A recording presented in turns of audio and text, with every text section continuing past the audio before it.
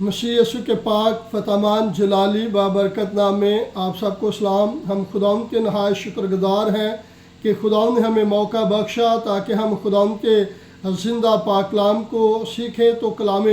اقدس میں سے ہمارا مضمون ہے روح القدس نازل ہونے کی کیا ضرورت تھی۔ روح القدس نازل ہونے کی کیا ضرورت تھی، اور ہم آپ سے گزارش کرتے ہیں کہ اگر آپ نے ابھی تک ہمارے چینل کو سبسکرائب نہیں کیا تو برائے مہربانی کر کے سبسکرائب کر لیں تاکہ آنے والے ہر پیغام کا نوٹیفیکیشن آپ کو ملے، اور ساتھ ہی گھنٹی کے بٹن کو دبا دیں۔ خداوند آپ کو برکت دے۔ آئے ہم سیکھنے کے لیے خداوند کے زندہ پاک کلام میں سے سیکھتے ہیں مقدس یوحنا رسول کی معرفت لکھی گئی انجیل اور اس کا 14 باب اور اس کی 16 اور 17 آیت کو کلام اقدس میں سے ہم سیکھتے ہیں۔ کلام اقدس میں مرقوم ہے، اور میں باپ سے درخواست کروں گا تو وہ تمہیں دوسرا مددگار بخشے گا کہ ابد تک تمہارے ساتھ رہے، یعنی روح حق، جسے دنیا حاصل نہیں کر سکتی کیونکہ نہ اسے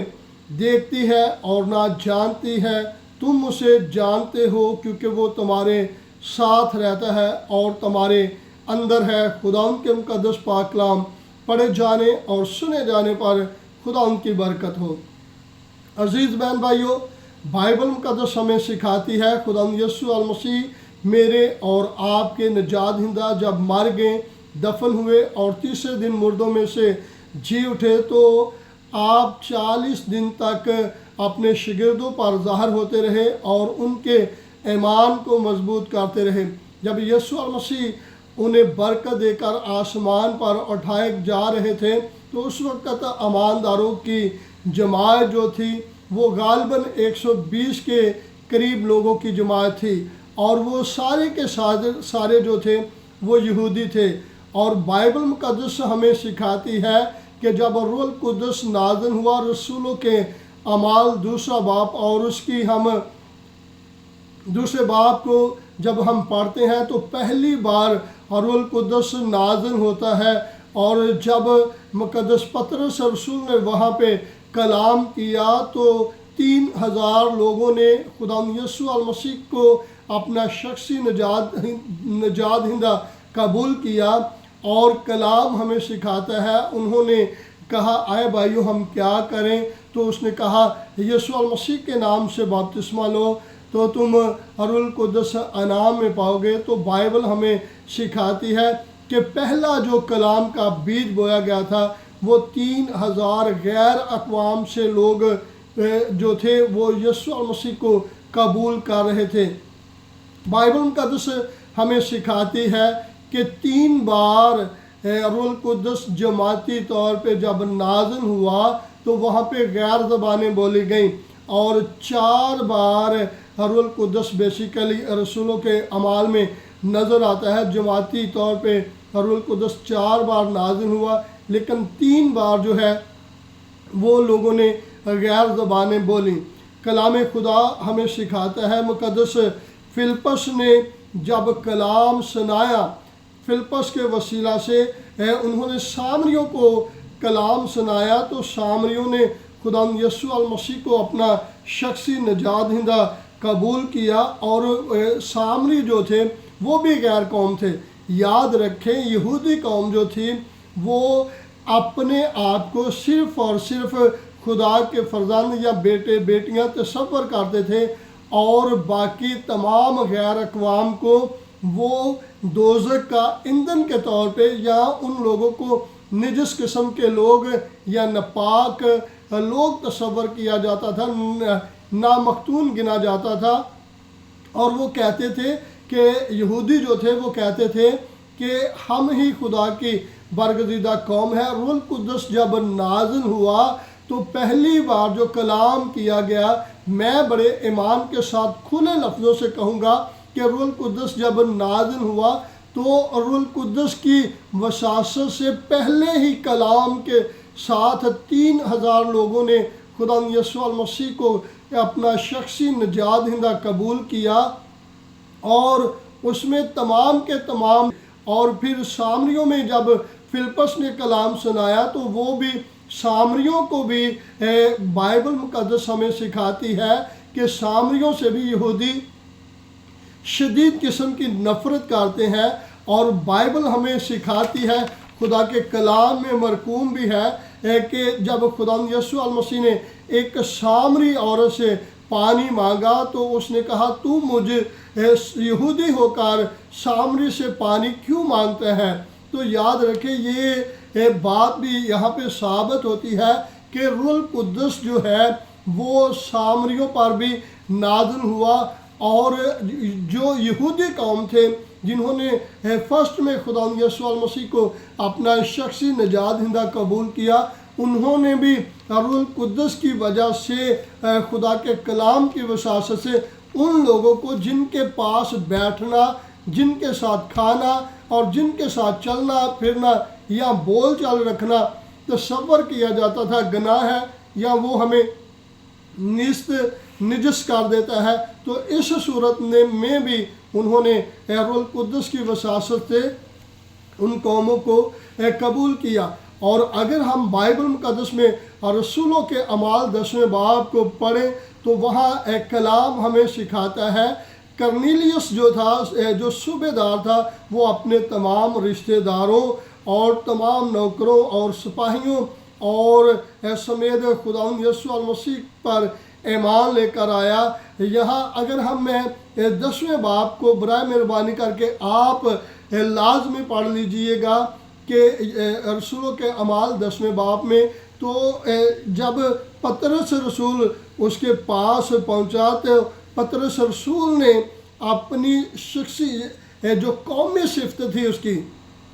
قومی صفت تھی جو یہودی ہونے کے ناطے اس کے اندر تھی، اس نے کہا تم جانتے ہو کہ یہودیوں کو غیر قوم والوں سے صحبت رکھنا یا اس کے ہاں جانا ناجائز ہے۔ اس نے وہ جو کچھ روایت چل رہی تھی یا ان کے ساتھ غیر اقوام کے ساتھ رویہ رکھتے تھے یہودی، اس نے وہ بھی بتلا دیا، لیکن پھر وہ کہتا ہے مگر خدا نے مجھ پر ظاہر کیا کہ میں کسی آدمی کو نجس یا ناپاک نہ کہوں۔ اب خدا کے روح نے شریعت جو اسے سکھا رہی ہے وہ یہ سکھا رہی کہ غیر قوموں کے ساتھ تعلق رکھنا بالکل اپنے آپ کو ناپاک کرنے کے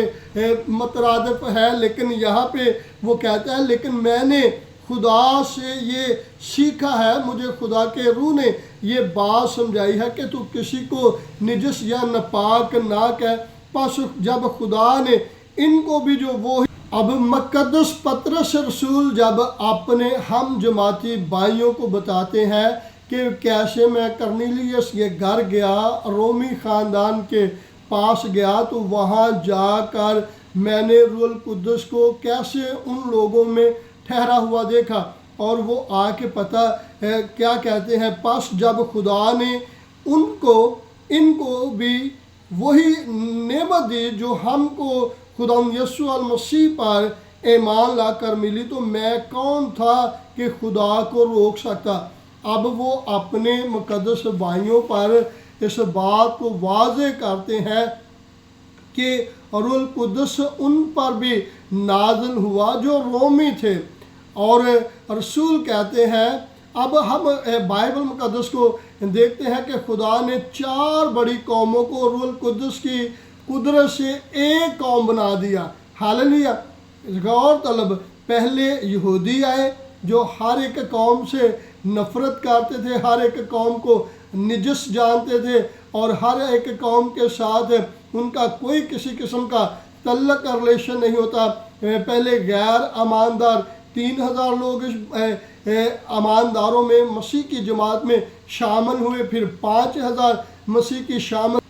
پھر 5000 لوگوں نے مسیح یسوع کو اپنا شخصی نجات دہندہ قبول کیا، اور رومیوں نے یسوع المسیح کو اپنا شخصی نجات دہندہ قبول کیا، یونانیوں نے خدا یسوع المسیح کو اپنا شخصی نجات دہندہ قبول کیا، سامریوں نے خدا یسوع المسیح کو اپنا شخصی نجات دہندہ قبول کیا، اور यूनानियों ने खुदा यीशु मसीह को अपना शख्सी निजात दहिंदा कबूल किया। अब पौलुस रसूल इसके तल्लक से बयान करते हैं, क्योंकि हम सब ने खा यहूदी हो, खा यूनानी, खा आज़ाद, खा ग़ुलाम, एक ही रूह के वसीला से एक बदन होने के लिए बपतिस्मा लिया और हम सबको एक ही रूह पिलाया गया। अब रसूल जो है मुक़द्दस पौलुस रसूल भी इस बात को वाज़े करते हैं कि हम जितनी भी गैर अक़वाम के साथ तल्लक रखते थे वो तमाम के तमाम रूहुल कुद्दस की वसासत से यीशु मसीह के कलाम को कबूल करते हैं। और बाइबल हमें सिखाती है चारों कौमों में पाक रूह नाज़िल होने का मकसद ये था, चारों कौमों में पाक रूह नाज़िल होने का मकसद ये था कि इनके अंदर वो तमाम नफ़रतें और वो तमाम कदूरतें और उनके अंदर से वो तमाम निजस शरीयत जो थी उस तमाम को ख़त्म किया जाए और ये खुले दिल से एक दूसरे को अपने अजीज़ बहन भाई और साथी मान लें। और बाइबल मुक़द्दस हमें सिखाती है, जैसे आज हमारा मज़मून है रूहुल कुद्दस नाज़िल होने की क्या ज़रूरत थी। अब रूहुल कुद्दस नाज़िल होने की ज़रूरत को आप जान गए हैं कि खुदा का कलाम चाहता था, खुदा किसी की हलाकत नहीं चाहता बल्कि ये चाहता है कि हर एक की तौबा तक नौबत पहुँचे। और बाइबल मुक़द्दस में लिखा है कि हर एक घुटना यीशु मसीह के सामने झुकेगा, खा आसमानियों का हो, खा ज़मीनियों का, खा उनका जो ज़मीन के नीचे है। खुदा आप सबको इस कलाम अक़दस के वसीला से बरकत दे। God bless you all.